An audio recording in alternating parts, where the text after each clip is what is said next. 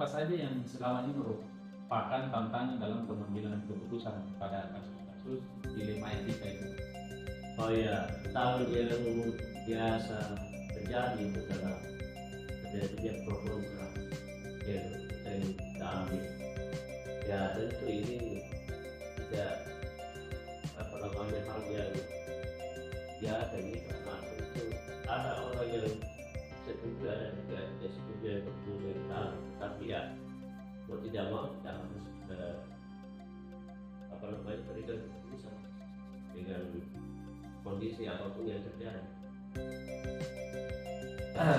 Terus apakah sudah ada di sekolah Pak yang terkait tata kelola ataupun jadwal tertentu dalam sebuah penyelesaian kasus? Misalnya ada kasus dilema etik ya, yang kita bincangkan suatu terjadi di sekolah, apakah sudah ada tata kelolanya, bagaimana prosedurnya, bagaimana prosedur penyelesaian, apakah Bapak langsung menyelesaikan di tempat atau memiliki sebuah jadwal untuk menyelesaikannya, bentuk atau prosedur seperti apa menjalankan sekolah?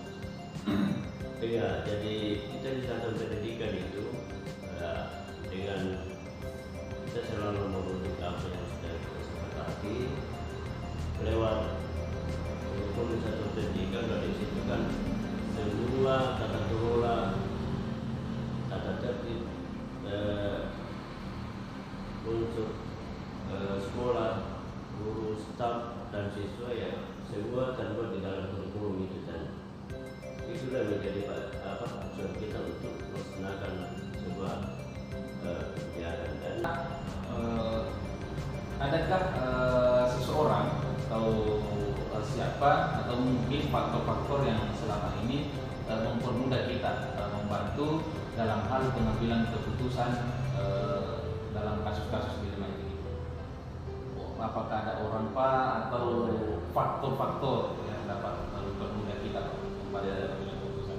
Saya kira tentu ada orang di luar kita di samping kita yang membantu dalam, kalau kita tidak bisa menyelesaikan masalah begini, pasti kita bantu dari orang lain. Seperti kalau misalnya ada permasalahan, saya tentu panggil dosen, siswaan, wali kelas, guru, mata pelajaran, komite, semua kan unsur-unsur sekolah yang selalu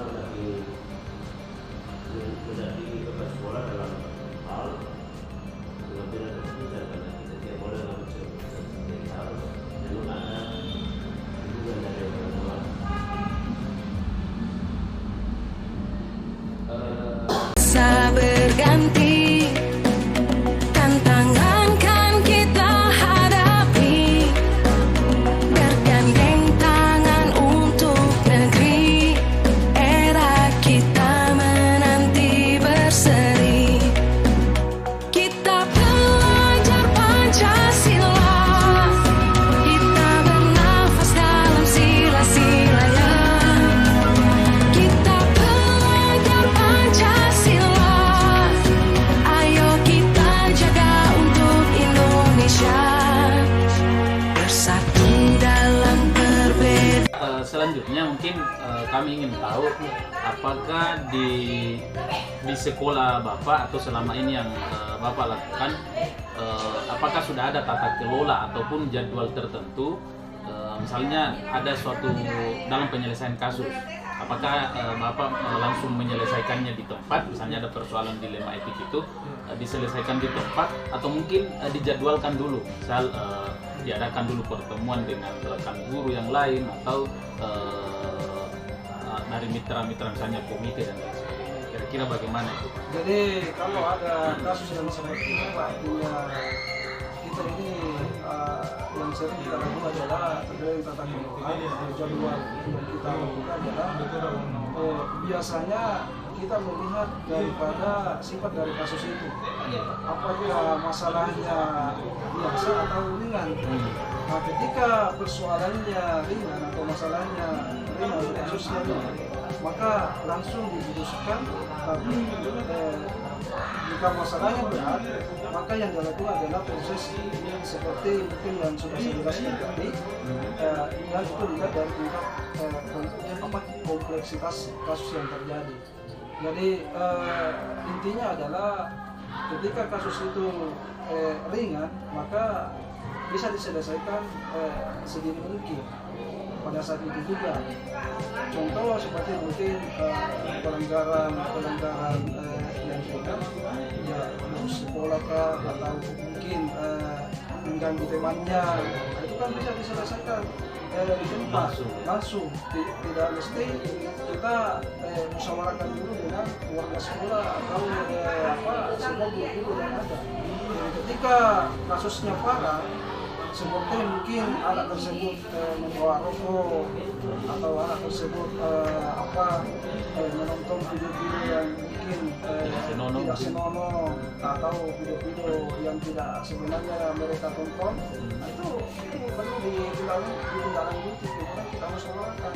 Dan contoh-contohnya lagi Pak, seperti anak-anak yang mungkin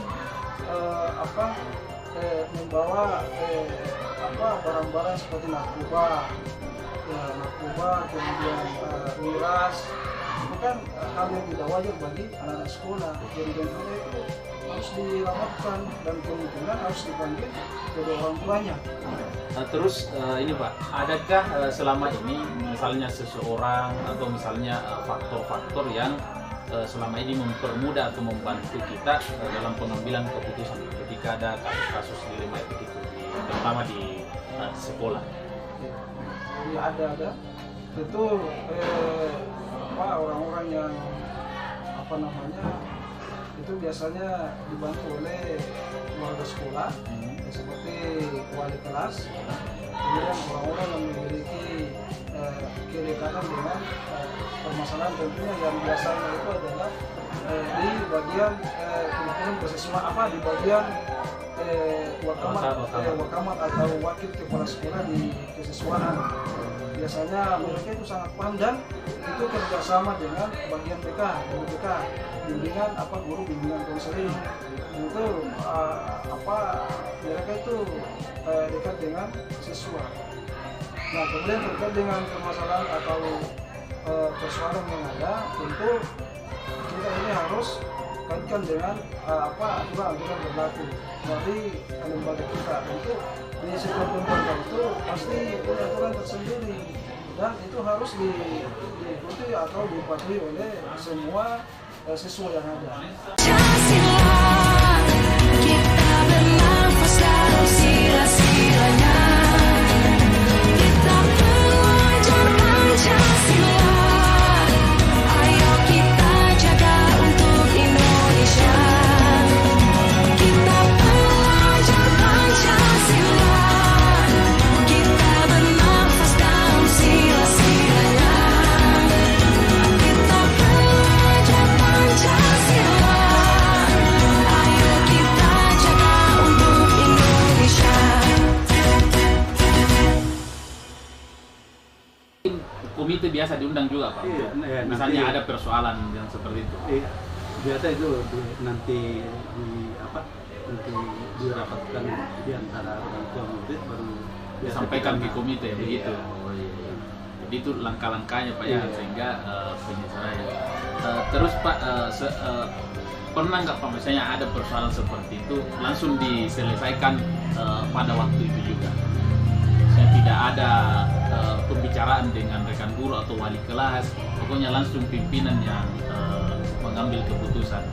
Biasa tidak Pak mengambil keputusan seperti itu? Kalau mengambil keputusan seperti itu dari pihak kami sebagai pengelola pimpinan sekolah ini, madrasah ini tidak pernah.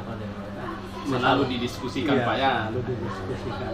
Masalahnya jangan sampai hal-hal yang terjadi itu pada anak-anak kita, ya kita akan disesali pada guru-guru yang lain atau wakamat yang lain. Ya terserah dia, karena dia yang mengambil keputusan.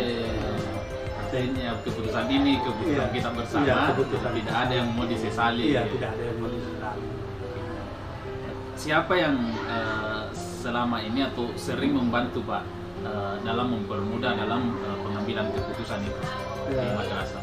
yang mempermudah mengambil keputusan ini yang pertama-tama ketua komite, Ya.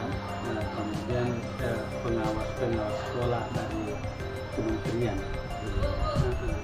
Jadi sesuatu yang saya kita ambil ya bertanya dulu sama komite.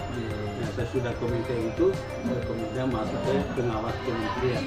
Artinya kita minta petunjuk Pak ya. petunjuk agar supaya tindakan-tindakan barangkali yang saya pakai itu ya kan tidak ada yang disesali. Tidak ada yang disesali. Kesalahannya ya dari komite kemudian dari pengawas.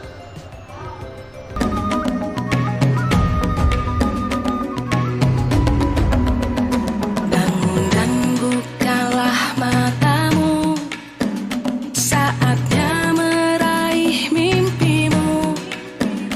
Arahkan pandangan ke depan, Tuhan kan menuntunmu.